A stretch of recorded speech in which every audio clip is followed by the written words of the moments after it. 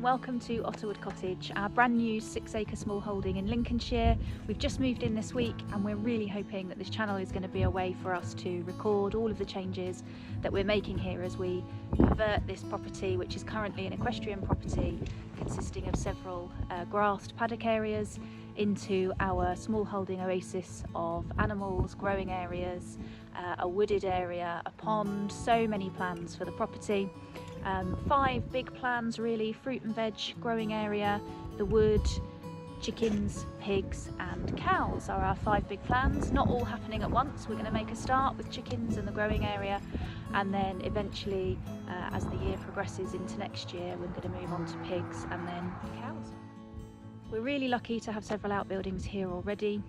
So we've got a garage, which will be the area where we will keep our outdoor fridges and freezers and food preservation, drying and so on. We've got a smaller, what was a stable, which we're going to use as a gym, a larger stable which is going to become a workshop, and an outside shed which will be our garden shed.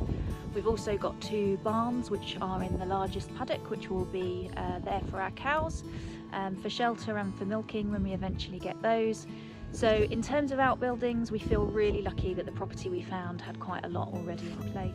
We're planning to split the property into different areas, so we're going to have an area for kitchen garden, an area for a larger growing space with polytunnels, greenhouses, covered areas for fruit cages and brassica cages, and then some just in-ground beds.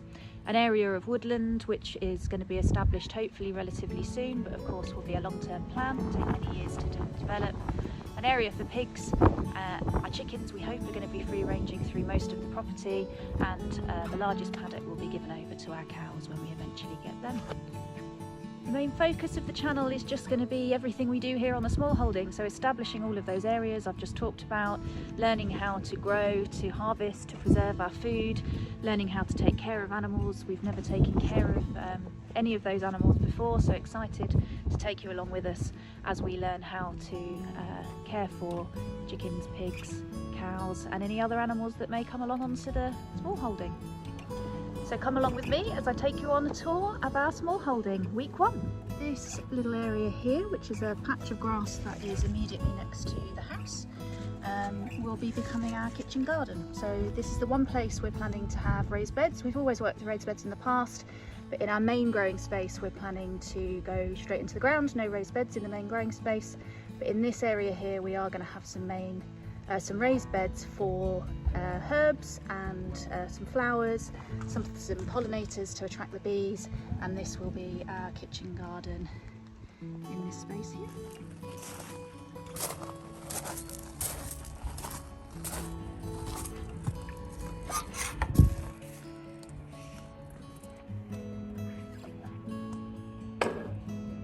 So the area immediately behind me here, which is just behind the outbuildings, we've got the stable there, the dairy there.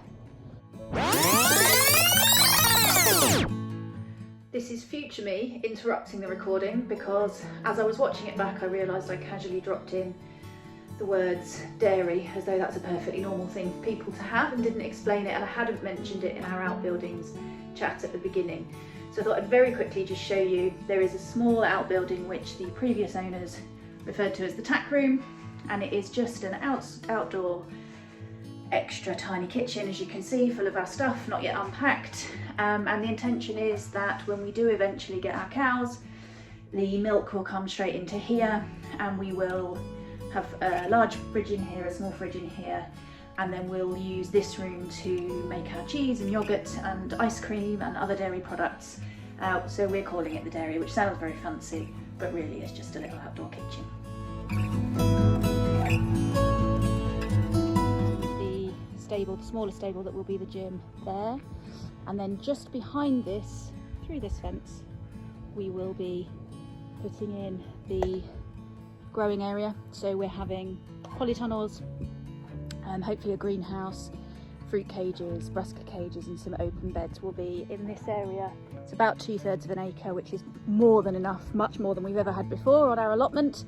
So that will be our growing area, and then next to that will be the second half of this paddock will be becoming a woodland.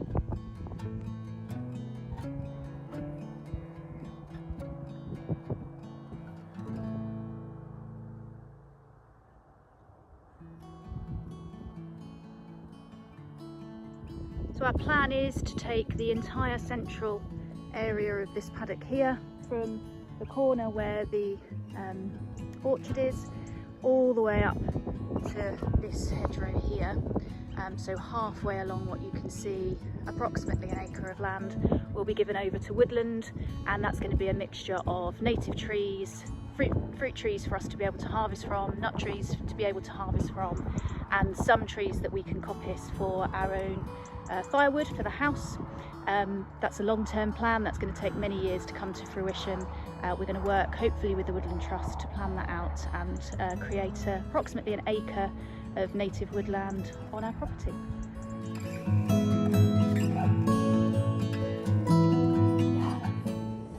Hello.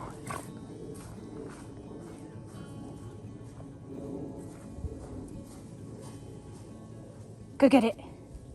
Get it. Where is it? Go get it.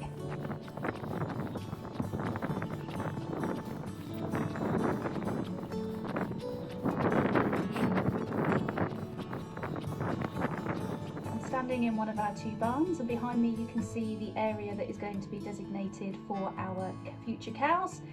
They won't be joining us this year, probably next year at the earliest, but the intention is that this field behind me will be for them, and this barn will be for milking, and the barn next door will be shelter for them as and when they need it. We are planning to get Dexters, so they shouldn't need too much shelter.